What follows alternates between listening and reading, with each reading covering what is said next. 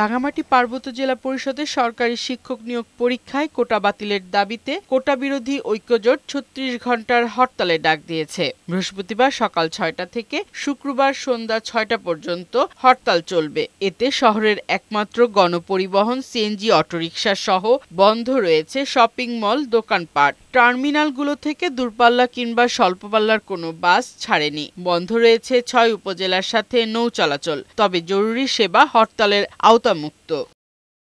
এদিকে হরতালের সমর্থনে শহরের রিজার্ভ বাজার, তবলছড়ি, বনরূপা সহ বিভিন্ন গুরুত্বপূর্ণ পয়েন্টে টায়ারে আগুন জ্বালিয়ে ও গাছের গুঁড়ি ফেলে পিকেটিং করছে আন্দোলনকারীরা। এতে ভোগান্তিতে পড়েছে স্কুল কলেজের শিক্ষার্থী ও সাধারণ মানুষ।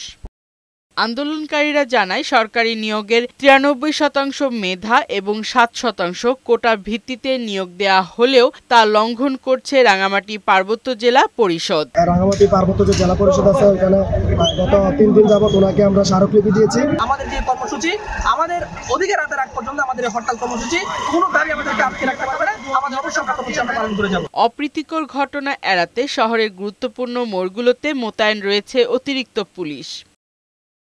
রাঙামাটি পার্বত্য জেলা পরিষদের অধীনে প্রাথমিক শিক্ষক নিয়োগ পরীক্ষা আগামী ২১ নভেম্বর অনুষ্ঠিত হওয়ার কথা রয়েছে। ফারহানা শিমু, বৈশাখী সংবাদ।